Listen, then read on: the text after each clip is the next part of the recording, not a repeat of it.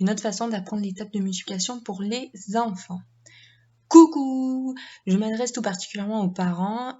Entre parenthèses, si vous ne l'êtes pas, hein, que vous avez envie d'apprendre les tables de multiplication parce que vous avez du mal, vous êtes bienvenus aussi. Alors, donc pour les parents, je suppose que des fois, vous redoublez d'efforts pour trouver des astuces pour faire apprendre les tables de multiplication à vos enfants. Alors, j'ai une petite astuce qui pourrait leur faire aimer les chiffres. Hein. Après, c'est pas dit que ça fonctionne, mais ça ne coûte rien d'essayer, n'est-ce pas? On va dire ça. Alors, au départ, vous pouvez créer 9 petits papillons ou d'autres insectes ou d'autres animaux ou même des fleurs si vous voulez. Enfin, ce qui est joli pour vous et ce que vous savez dessiner parce que je pense que tout le monde sait dessiner, on va dire ça comme ça. Qui plaisent à vos enfants ou qui vous plaisent. Parce qu'après, ça dépend si c'est vous qui le faites ou pas. Et qui vont faire représenter les 9 tables de multiplication. Or, moi je parle des 9 tables de multiplication, mais vous pouvez choisir d'en noter plus, il n'y a pas de problème. Personnellement, sur mon dessin, j'ai commencé par les dessiner en farandole, hein, enfin en arrondi, vous voyez.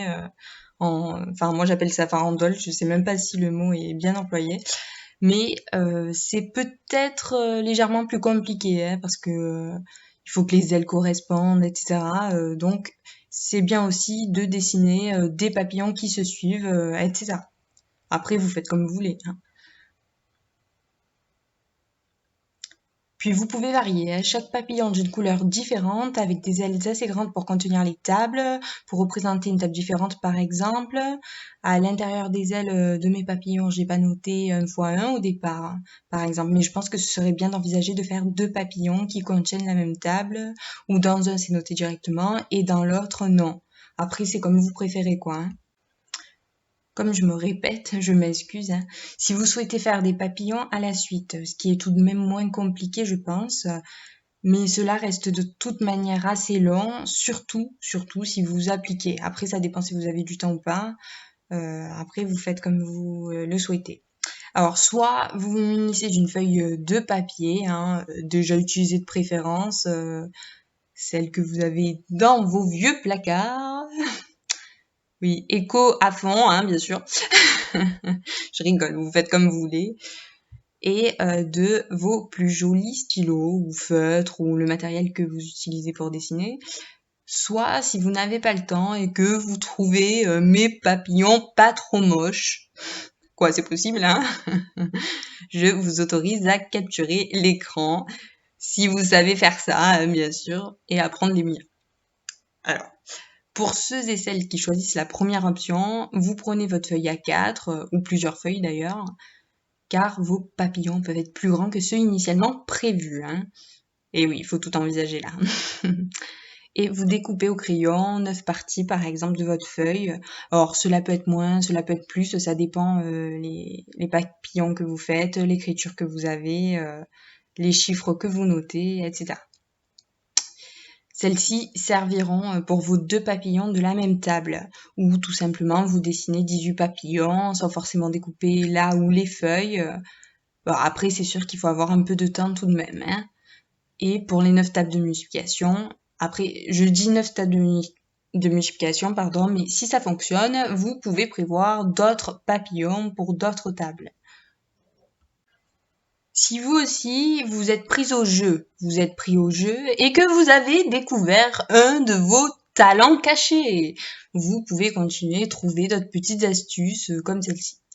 Vous pouvez par exemple créer vous-même votre jeu des 9 je vais pas y arriver, des 9 familles, pardon. Donc en règle générale, il s'agit du jeu des 7 familles, hein, mais j'ai volontairement mis 9 familles parce qu'il s'agira de faire 9 papillons ou 18, mais enfin avec les 9 tables de multiplication. Or, si vous avez choisi d'en faire plus, vous pouvez par exemple créer votre propre jeu des 15 familles, soyons comment dire. Oui, vous pouvez tenter aussi, on sait jamais.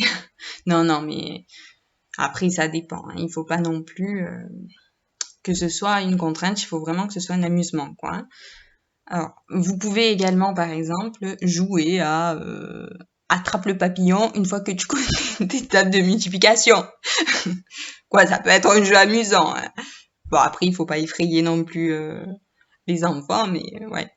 Alors, vous avez compris, hein, il y a autant de papillons que de tables de multiplication que vous avez décidé de faire apprendre à vos enfants. Et il y aurait une récompense, celle par exemple de créer un poster avec les papillons attrapés et de noter en lettres majuscules que c'est votre ou vos enfants la grande gagnante, grande gagnant.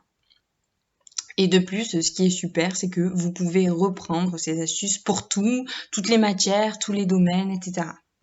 J'espère que cette vidéo vous a plu. Dans une prochaine vidéo, je ferai sans doute des papillons plus jolis, plus sympathiques et permettra à vos petits loulous, petites loulous d'aimer apprendre les tables de multiplication et vous d'aimer créer. Je vous remercie et vous dis à plus tard!